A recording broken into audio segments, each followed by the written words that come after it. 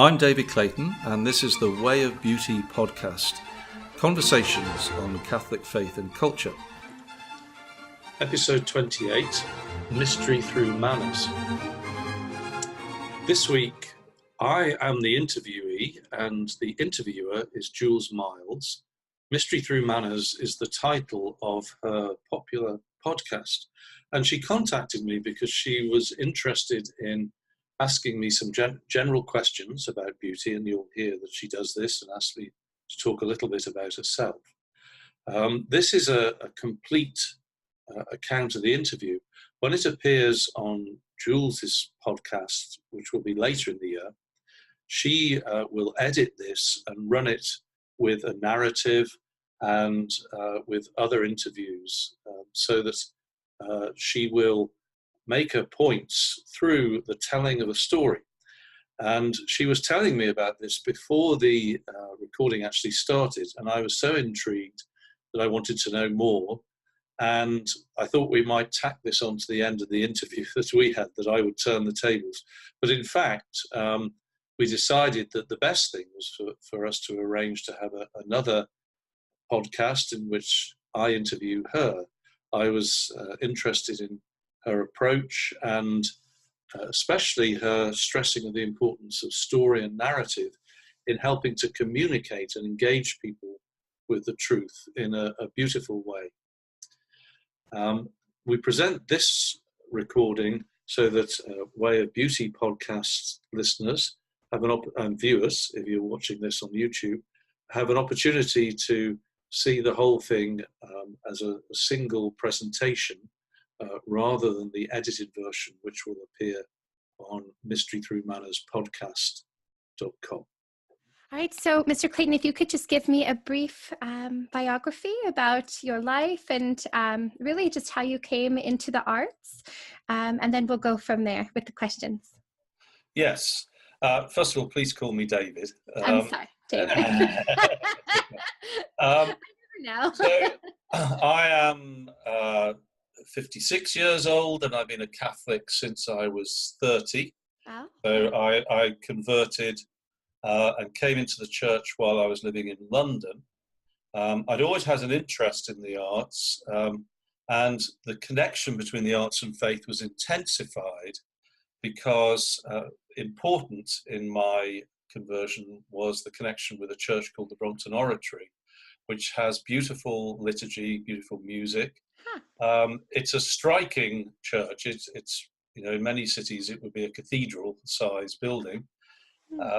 Probably it's not a tourist attraction because there's a lot going on in London for the beauty of it, and the art is not particularly notable. But it was painted so as to be in harmony with the liturgy. So I became aware of how art and music and the worship of God and the architecture, the style is neo-Baroque, it's a Victorian neo-Baroque church, how all of these things can work in harmony. Because I stumbled into this church when I was investigating Christianity, really. At this stage, I would have called myself a Christian, but I was looking at denominations. And it was the beauty of the liturgy and the way that it spoke of a different place, exactly the opposite of what seemed to be the philosophy behind so many Christian services that I saw, where everyone was trying to sort of come down to earth and be friendly and with you. Right. And frankly, it really turned me off. I was in my mid-late 20s, and it just struck me as a bunch of very sad people trying to be cool, and it has no interest whatsoever. I couldn't bear it. I was interested very often. I found the people interesting, and if I talked to the priests, very often that would be interesting. But the worship was unbearable. I mean, I would go that far. The Brompton Oratory was different. It spoke of a totally different place. The music was polyphony. So from the period of the High Renaissance, I don't think I'd ever heard. I recognised the style vaguely. I'd kind of heard it on the radio, but I'd never heard a choir actually sing it before. And it is probably one of the best choirs in the world. for that style of music. I mean, I don't know if anybody's I'm ranked. going to Google them. I'm going to Google them. Yeah. So the Brompton Oratory is what you're looking for. Anyway, so as a result of this, I felt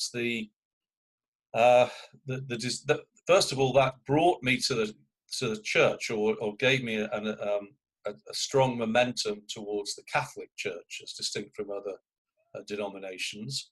And I still had a few things to sort out, but maybe 2 or 3 years after that, but attending that church in the meantime, I came into the Catholic Church. Now, immediately, because I was interested in art, I started to look at the possibility of being an artist. I had this faith and this, I was zealous as only converts can be. And so I was ready to take the risk, and I believed that it was worthwhile. And if it was meant to be, the way to find out is to try it and see whether it happens. That's the best way. So I wanted to discover how to paint. Could find nowhere to learn, absolutely nowhere had any information which I found at all useful. And so that began a process not only of trying to teach myself, but trying to study the methods of teaching and training so that I could teach myself. And I started to then, it dawned on me at some point that the need was as much for art schools and the rejuvenation of the whole culture as it was for me being an artist. And so that became probably my primary motivator at that point. And I started to write articles, and I bumped into various people who wanted to help me and coach me a bit, especially a guy called Stratford Caldecott, who sadly has now died. Yes. But he was in England at the time, and he at one point kind of took me under his wing, and I gave me a lot of guided reading, helped me write articles, and publish them. And as a result of that and the connection with him, I was still painting, and I was beginning to get commissions, and I got a job as artist in residence at Thomas More College of Liberal Arts in New Hampshire. Then I came to the US. That was 10 years ago. And I'd always felt that the US was the place where this was going to happen, because there's more money, more Catholics. The general attitude is one of being interested in the efforts that people make in new initiatives, even if they're traditional. Whereas in Britain, the first question is, well, have you thought about this? And what about this? It tends to be very different. Whereas here, it's yes, that's great, and then it's just there's a different mindset, as I perceive it anyway. No, I think it's that entrepreneurial kind of go-getter attitude. Yeah. Yeah. Not universal, as you know, but if you're to characterize the mindset generally. And so I was always interested in coming over. I like America as well, so I'd had I've got family connections, and I visited regularly. So I started that. While I was in New Hampshire, I started to write and blog by especially Sean Tribe, who was running the New Liturgical Movement website at that stage. Right. And he pushed me into writing articles, and I'd said, well, it took me 6 months to write the one thing that I did for Stratford. I said, we'll do one, and then afterwards he said, well, how about doing one a month? I said, well, maybe I could do that. And then gradually that became one a week. Right. And then I started my own blog, and that's how the wayofbeauty.org started. Eventually, can I just... Do you want to ask a question, or should I fit? There's a little bit more to go. I'm enjoying your story so much. The one thing I didn't want to interrupt. Yeah. It's just kind of a quick thing I thought of. Do you think you would have had your conversion if you hadn't stumbled upon is it the Broughton Observatory? Is that what? Brompton. Brompton Oratory. Brompton, Brompton Oratory. Well, I mean, who's to say what would have happened? right. I was certainly interested, and and it wasn't the only thing which motivated me to become Catholic. So intellectually and spiritually, it made sense for me as well. So I may well have come in, who knows? And you, while it wasn't the only, I was just thinking, would I have come across beautiful liturgy anywhere else? At that stage, in the early 90s, it was barely anywhere. The Right. oratory was unusual in that it refused. This was a Novus Ordo mass, by the way. It wasn't. It was fully Latin, ad orientem, but it was Novus Ordo. But they never moved the altar, for example, and because they have a certain amount of independence from the local bishop, you tend to get in oratories, unlike the Jesuits, for example, which is very centrally organized. So if the center goes, everything goes. With the oratories, you get these more autonomous houses. It's a bit like the Benedictines and their monasteries. So you can have good ones and bad ones, but there's more chance of finding good ones where you have autonomy at the local level. It's the principle of subsidiarity at work. And so there's a few of these. There's the Birmingham Oratory, there's the Oxford Oratory, the London Oratory, all with beautiful liturgy. But in the early 90s, living in London, I don't know whether I would have seen anything like that. Wow. So in a sense, could you say that it was beauty that drew you kind of further in? Certainly, yeah. So it had played a huge part. It played a huge part, yeah. Okay. And that's enough for me to be convinced that is the answer, that's something we need to address more fully. Interesting. I like that. Tell me a little bit about your time at Pontifex. Okay, yes. So that neatly fits back to where I left off. So what happened was that while I was in I was telling the story how I was at Thomas More College and I started to blog and write. And eventually I put these ideas into a book called The Way of Beauty. And by this stage I'd written 2 books, one called The Little Oratory. I own it. Great. With Lawler. Lila Lawler, yes. Yeah. Mm-hmm. So, yeah, we mustn't forget. So she had a huge part to play in that. So we wrote that together.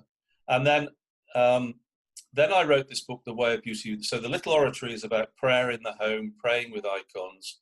The Way of Beauty is more about a theory of culture and education. So it's addressing similar concerns, but coming at it from a different place. And I even really described ideas about how to, the basis of a university and the part that beauty has to play in engendering creativity, forming the person, really affecting people deeply in their hearts in a way that a purely intellectual approach doesn't. And so I wrote this in a book.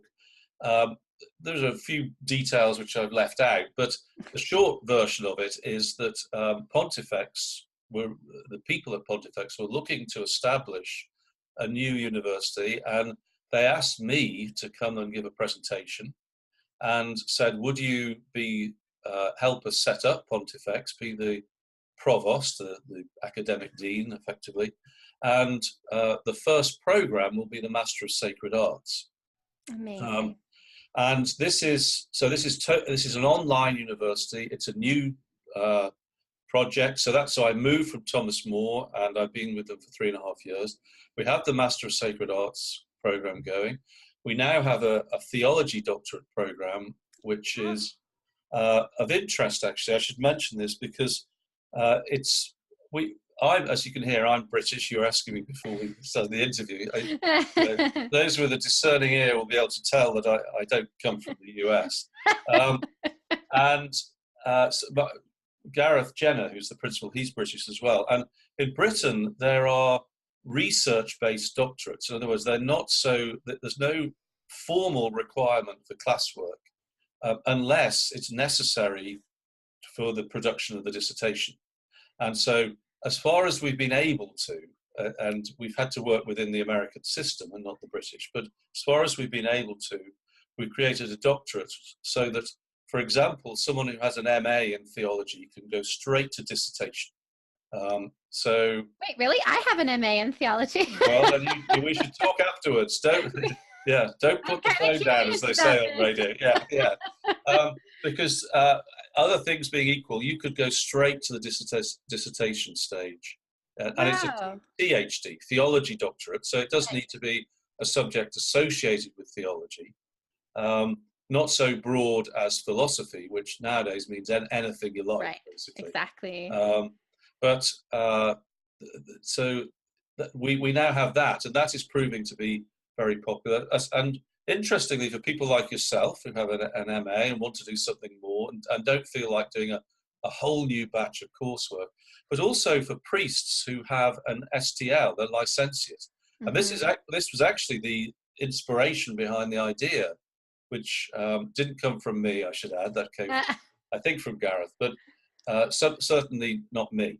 But he noticed that there are lots of priests who are happy as parish priests, but they would like to do more research and study, but working with their parish, the parish life. And so this allows them to go straight to a dissertation and get involved in academic research and writing, while at the same time maintaining their role as a parish priest. And we found that it's proved to be popular. Is it, I have a lot of questions about this. Is it flexible in terms of time to completion and coursework and so we have in mind people, I imagine, I was going to say like you, because I don't know you very well. But a few minutes before I have a lot of children. I'm very busy. Okay, that's the sense I get. Okay, so it's intended specifically for people like you. So there's a huge amount of flexibility. Everything is done without any requirement of having to leave home, for example. Right. So you're not going to go and have to fly to California or to Atlanta and do a residential weekend. You can do it from home. Even the defense of a thesis can be done on a video arrangement like this. Wow. Video conference. Now, the requirements for rigor and is not diminished, and because this is research focused, it's going to be demanding in terms of the quality, and It's got to be a full thesis. This is not an afterword to coursework. Okay, this is the word. Should we say this is the body of the doctorate. But you can start when you like. You get within reason. You go at the pace you like.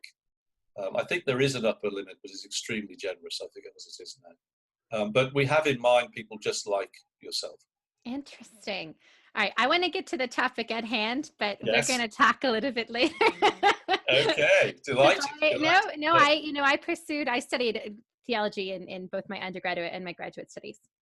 And I was pursuing a PhD or thinking I was going to go that track. And then God had different plans and felt that I was called more towards ministry, towards kind of engagement in the digital space, which is what I'm doing here. And I was originally going to go to Duke to get my PhD in theology. Wow. And then found out about this itty bitty little program in Denver called the Augustine Institute. And that's. Oh, yes. Okay. Yeah. Great. Yeah. That's where I got my master's. Good. Oh, that's a terrific place. Yes. Yeah. I'm old school though. I mean, it was 7 years ago now, 8 years ago that I got my master's. So I'm very rusty, but again, God had different plans and we are here, but I am very curious about this. I would love to talk to you. Okay, let's jump into the topic at hand. You mentioned already Pontifex, you mentioned the way of beauty. I want to get towards a theological definition, but more importantly, the point of this episode is to answer this. How do you convince someone who needs convincing? So how do you say to someone who doesn't quite understand the value of the arts, particularly maybe even the sacred arts, why even bother investing? Why bother? For example, my church just underwent this beautiful renovation. Mm. They moved the altar, they moved the tabernacle, they basically kind of fixed everything that happened in the 80s and brought it back to its original form. And it's beautiful. But there was a lot of pushback in why bother painting hiring a professional artist to paint these icons? Why bother raising the roof? Why bother moving so that's kind of what this is. How do you convince the person who needs convincing? Well, you're not going to be able to convince everybody. Right. So that's the first thing to remember. And I'm guessing you're talking then, just from your example, about Catholics within the church. That's what you're thinking of here. I mean, yeah, let's stick with Catholics, although I was just listening to a podcast the other day, a very, I guess, conservative-minded man who just thinks that the arts are ridiculous and the National Endowment of the Arts is unnecessary. And, so, I mean, that kind of... Okay, all right. Well, as a political point, I would agree with him on the National Endowment of the Arts. I don't want the government involved at all. They're a disaster, and all they do is push the wrong sort of art. So we had the Arts Council of Britain. But to the overall value of the arts, we have a crisis in the faith at the moment. And it's a crisis of, in some ways, of the imagination. And in many respects, imaginations run wild and in the wrong direction, or they're limited. But faith to have faith, we have to believe in something we cannot see, we cannot hear, we cannot touch. It's not mediated by the senses directly. With the possible exception, you could argue the Blessed Sacrament. Okay, so that's the closest we come to it. But as we know, that is in the appearance of something else. Right. So that in itself is a leap of faith. But in many ways is more difficult for people than the belief in an invisible God. Okay. Right. So what does beauty do? What does art do? It teaches us by connection. Firstly, between image and prototype. People are looking now, not at me, but at an image. But through that image, they, in their imaginations, imagine me, and you're immediately getting a sense of who I am. You're trying to picture where I am. It's engaging you and giving you a sense of me. Now, with a painting, in the context of the Mass, there is not only that there is the image of things that are invisible, Christ on the cross, or otherwise not seen. They might have been visible in the past, but certainly not accessible to us now as visible realities. Christ in majesty, Our Lady, the saints, the saints in the process of worshipping, so perhaps saints kneeling.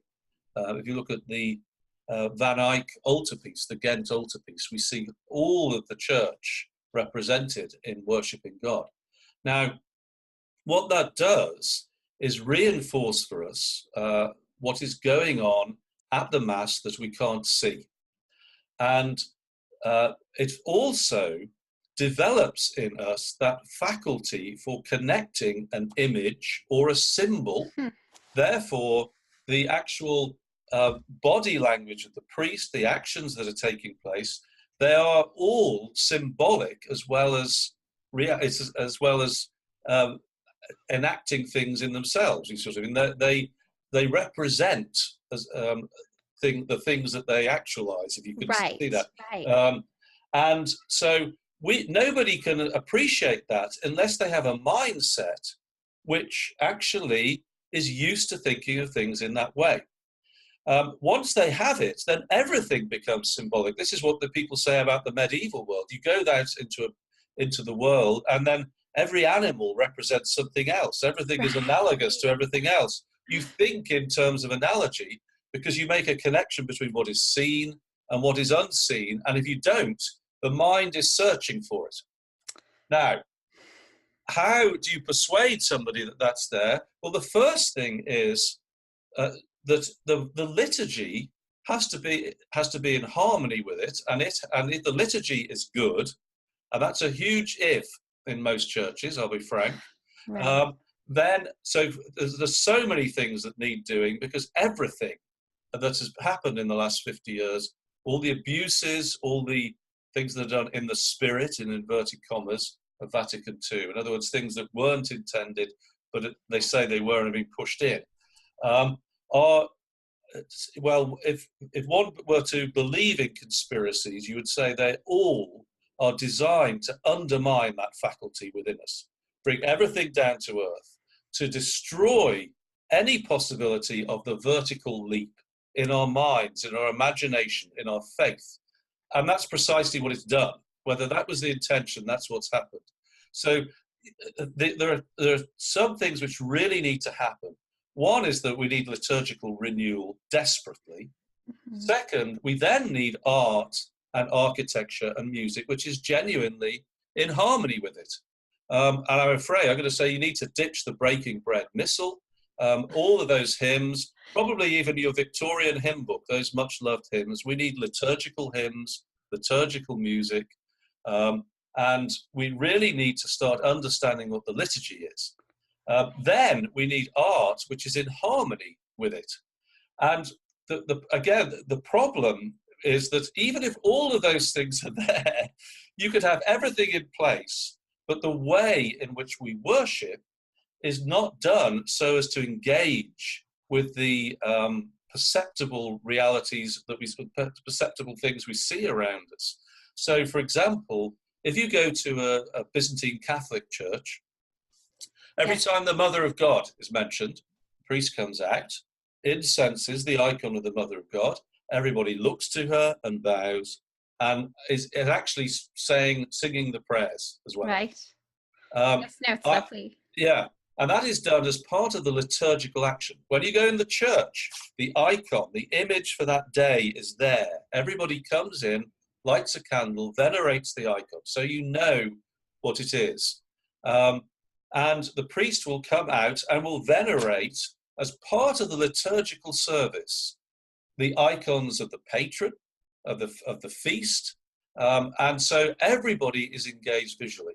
Now, I would suggest to you that even in the most devout and pious extraordinary form Mass, if that is our standard for piety, that, shall we say, hypothetically, that you could have the most beautiful church, but that isn't done. And that is a grave problem for our culture. Interesting. It's like it's like a dichotomy. It's the church itself is extraordinary, but the worship is sanitized. The worship it's cerebral. It's internal. So people have their noses buried in missals, and as a response to that, you have the other extreme, which is most every other church, which is even worse. I'd much rather have everything. If our problems were just those of that I'm describing, that perhaps are in the extraordinary form, we wouldn't be in such a bad state. But the problem is also the architecture, right? Yes, and the response to this in the new masses has gone so far to the other extreme as to be brutally destructive to the faith. Can I offer you a bit of hope? I will say I have discovered my, I guess, generation under 35. I've found we are drawn more into what might be considered more traditional forms of worship. I mean, my parish swung completely in the opposite spectrum, I think, of 95% of parishes. And the response, I mean, I've been there 5 years, our population tripled, and it's mostly young families who have come. Yes. Yeah, so I'm not without hope. I wouldn't be doing this if I didn't think it was worthwhile.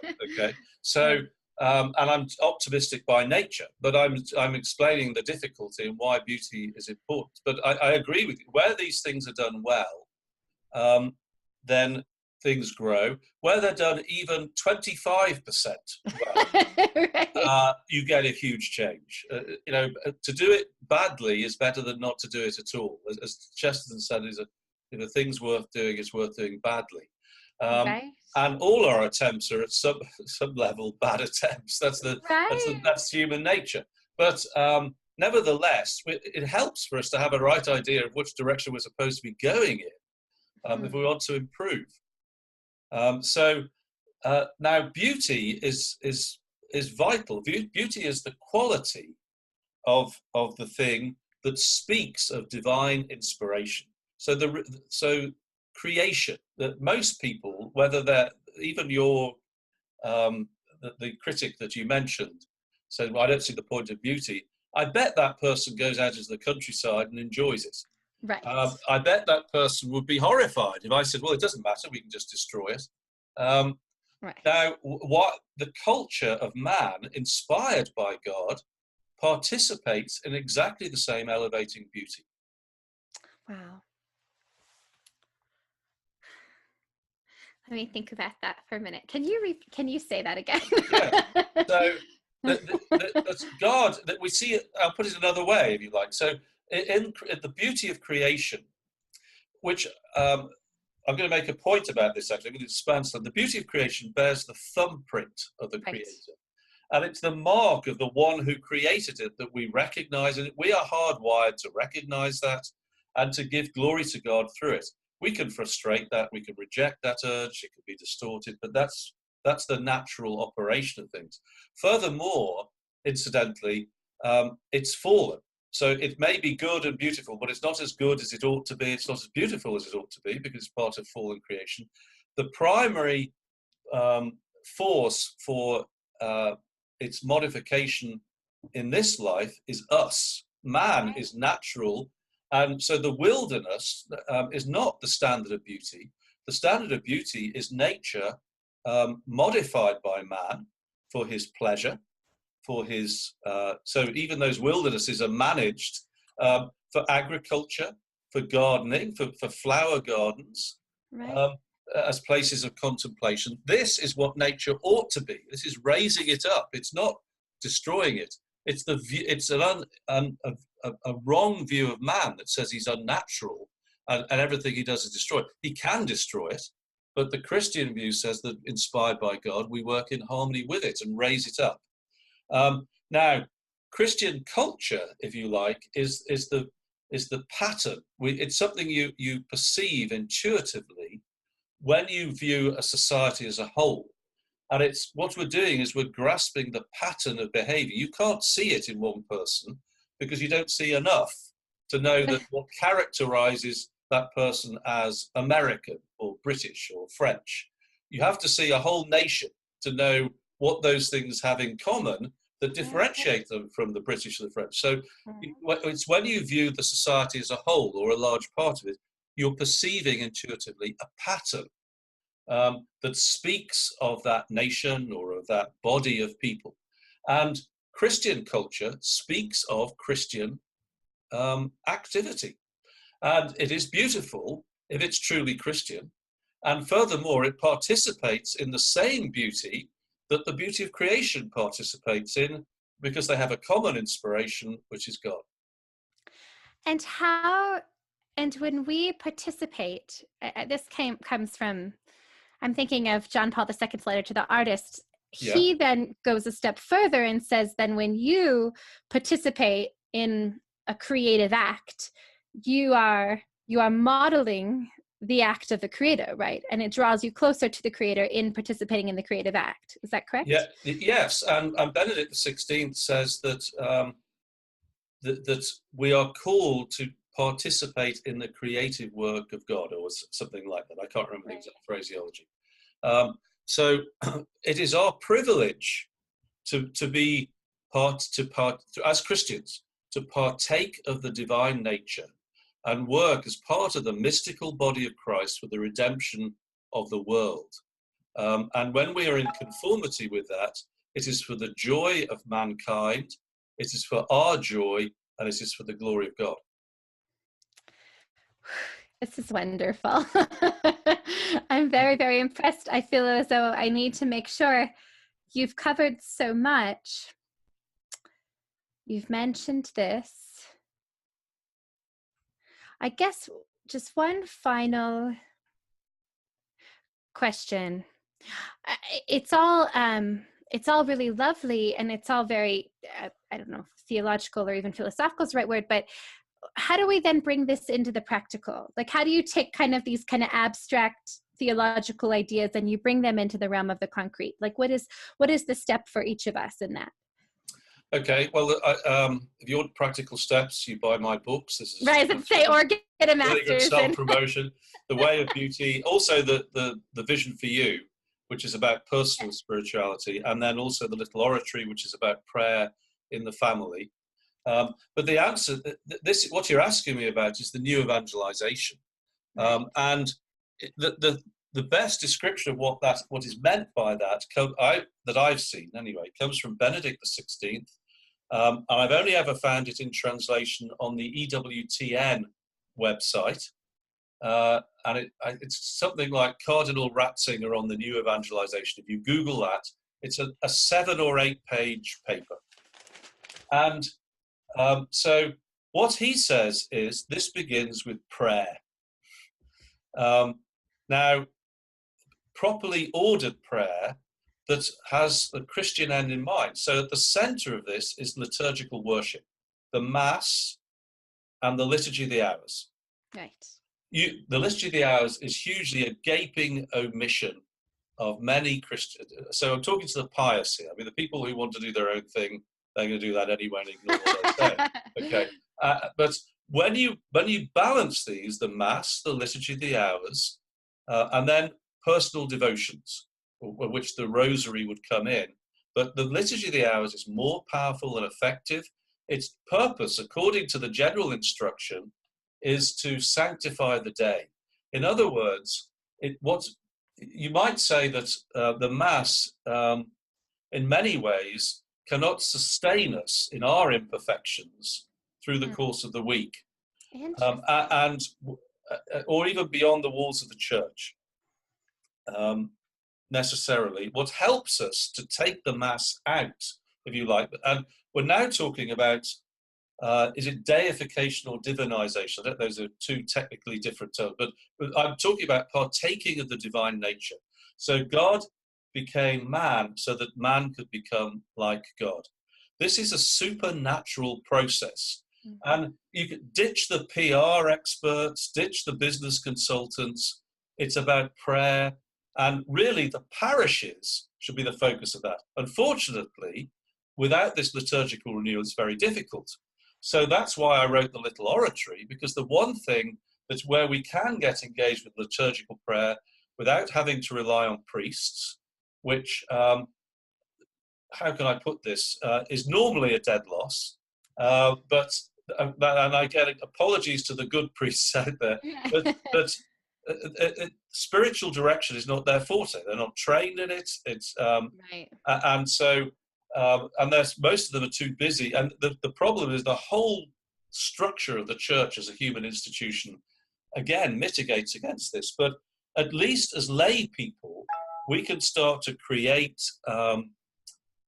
communities, and by that I don't mean we go and live in a monastery. I mean we connect with people whom we pray with, we eat with, we discuss with, and then what my hope is that through that, again with liturgical prayer at the heart. So this is the Liturgy of the Hours. That's why, and Benedict says that the home is the school of the prayer. The domestic church will be the driving force for the new evangelization. Right. And so that's what inspired the Little Oratory. And the first thing we do in the Little Oratory is tell you how to build an icon corner and how to pray with visual imagery. We insist that you do your best to sing your prayers, and you light a candle. All these sort of things that engage the senses, but in a way that everything works together in liturgical prayer, because liturgy is the worship of the Father through the Son in the Spirit. It is the most profound encounter with God that we can have. And if we want to change and be transformed and therefore be part of the transfigured Christ, then that's what we do. Now, that is something that, that's a lifetime's work, but we can all begin today.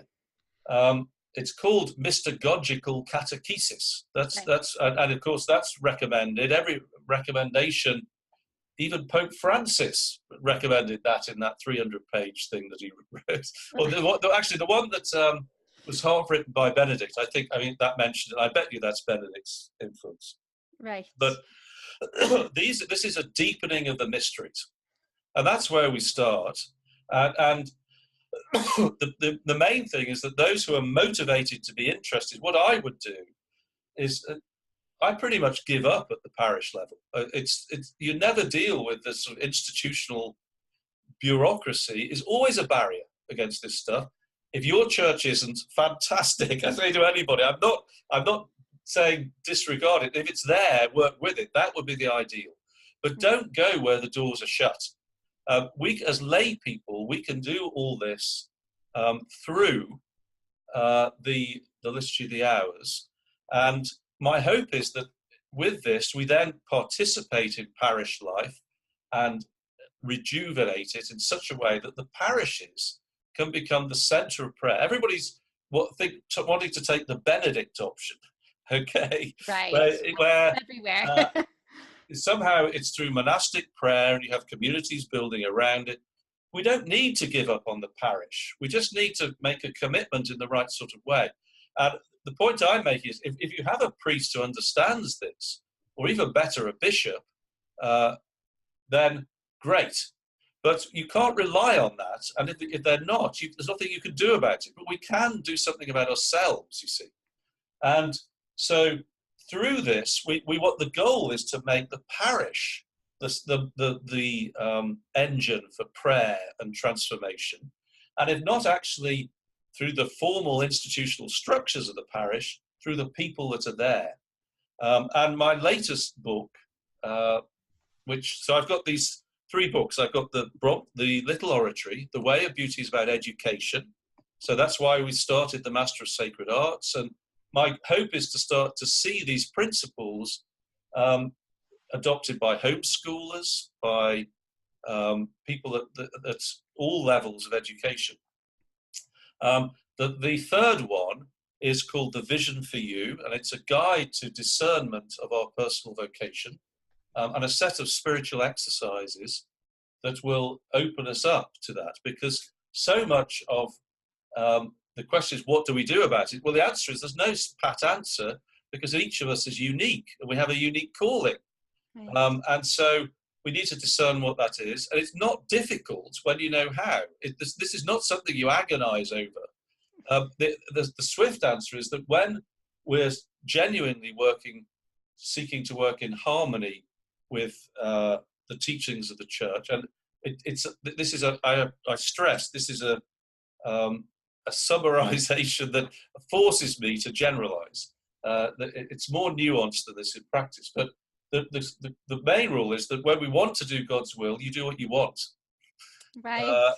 It's what makes you joyful. We are made by God to be happy in Him.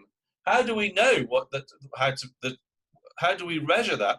Well, you measure it by happiness. Now, we need to have an understanding of what the deepest happiness is. We need to be able to discern whether we're going for something that's offering a superficial or temporary happiness rather than the deepest happiness. So that's where you need help. But basically, it's very swift and easy. And how do you find out? Well, the quickest way to find out is to try. And if thy will be done is not an aspiration, it's a fact. And basically, it'll happen if you. And you don't burn all bridges. You try a little bit, just move and see whether doors open in front of you. The 4th book, which I'm in the process of writing, is called, with the provisional title, is The Cloister in the Cul-de-sac. And so this is trying to explain how we bring all of this together and create communities in suburban or city life in the modern age. And the model here is the Acts of the Apostles. It's not Saint Benedict going off into the country, which actually that is not a true picture of what happened. Benedict went where he was going to engage with the population, which in those days, it wasn't the city. Rome was being depleted of people because all the structures of the empire were breaking down. Right. So we go where people are and we engage with them with self-confidence. But the answer is we create communities around ourselves. And so that is the hope anyway. Whether any of it transpires, I'm just telling you what I've striven to do. Well, no, I like how you said we're all trying our very best, because I feel like, so I read the little oratory a long time ago. I liked it a lot in the sense of how it, so I teach catechesis of the Good Shepherd, which I don't know if you're familiar with. I've heard about it. I've heard a lot of very, very good things about it. And a huge part of it, and really I think just Montessorian kind of thought in particular, is this engagement of the senses, right? Yeah. And making sure, and so Maria Montessori was a big believer that you keep things in their realist form. So you have real candles with a real fire, so that children learn how to behave around that form. And I appreciate that very much. Gosh, 3 years ago now, when I read the little oratory. So we have 4 children. 7 is our oldest and our youngest is 1, and all boys. And they're very, they need to interact with their bodies. That's the only way I know how to put it. They need the process of snuffing the candle. We need to practice the sign of the cross and then genuflecting, and they need to engage in that way. And if they don't, then it's just chaos. I mean, it's just, then prayer time becomes just chaos. But I liked your point about communities too. I'm excited to read this. Actually, in our neighborhood, we have about 6 or 7 Catholic families who are big and faithful, and but we also we get together once a month and we do a Lord's Day celebration with our families, our communities, and it's been a really beautiful process for us. But we had the realization there's like 40 kids among these 7 families, so it's very crazy and very loud, and it gets kind of complicated, and we all kind of said, do we want to keep doing this? And then we said, but we're not doing this for us. We're doing this for them. We're doing this for our kids. We're doing this so they can see what this looks like in action. Yes. Well, that's something to bear in mind. Something else actually to bear in mind when you're in that situation, because very often when people hear what I'm saying, they have an idea that this is going to be something that's going to be in competition with family life, with everyday activities. Right. And of course, and then what happens is that all of this just becomes another set of spiritual things to do that the pious feel guilty about for not doing, and the liberals ignore. So the point about this, and this was made right back in the book, The Little Oratory, is all of this has to be harmonized with our ultimate end, heaven, and you work back from that. So in terms of prayer, we view of all of these things as a participation in the highest prayer, which is the Sunday Mass. Right. And then, so for example, as groups, you can extend that out into what you do and build a little sub-community, if you like, which is not working against the parish, but in harmony with it, if you like, when you do the Liturgy of the Hours. So, and the key things are social, eating together, praying together, having social activity together, and then probably education. These things all sort of work hand in hand. But so you can then come together, for that many people, monthly, every 2 months. It's not going to be every day. It's probably not even going to be every week. Right. But you might get subdivisions of that, so that you meet monthly, but you try and continue those practices as best you can in the home. Right. And view them as a participation as best you are able to contribute to what the church as a whole is doing. Now, so we each do what we can, given our situation in life. And so it's always better to do something rather than nothing. And the other side of it is, don't feel that we carry the weight of the whole of the church's activity on our shoulders. We are one pixel of light in that transfigured Christ, which is the mystical body of Christ, the church, if you like. And so we do our bit. And a lot of those activities doing a bit are the everyday activities, because ultimately there is no separation in them once everything is ordered to our highest end. Right. This was wonderful. I'm glad you liked it. David, I'm so very grateful. Thank you so much. I don't think I have anything else. Do you have anything for me? No, I could just sort of say where people can get in touch with me. Yes. Or yes, of course.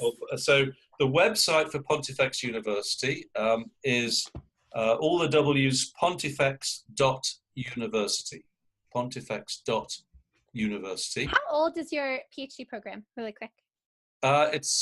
We started admitting students a year ago. Yeah. I will probably be back in touch with you. Okay. Good. You heard that on air, folks. Yeah, really. Yeah. Then the forum, if you like, for the discussion of ideas that are connected with culture and education, everything that I've been talking about is the blog, thewayofbeauty.org. And we're in the process, really, of building that up as part of a community which is associated with Pontifex University. So it's, if you like, the magazine for the university, and I run that too, and I've been running that for years. And we also have a press which we're starting up. So we have a book by Father Jeffrey Kirby, which is the first by Pontifex University Press, which comes under the umbrella of Way of Beauty Publications, and the first Way of Beauty Press book is the Vision for You. So we're starting to produce books as well. We have the podcasts and the blog, and so what we want to do is create a community of people who are interested in transforming the culture, and all of these things are interconnected. For formal study, Pontifex University is the place. Great, thank you. You've been listening to the Way of Beauty podcast, conversations on Catholic faith and culture. If you enjoyed this episode, then please give us a 5-star review on iTunes. This will help others to find it too. Also, if you're interested in delving more deeply into the material that we discuss, you can do a course at the Pontifex University website. That's pontifex.university.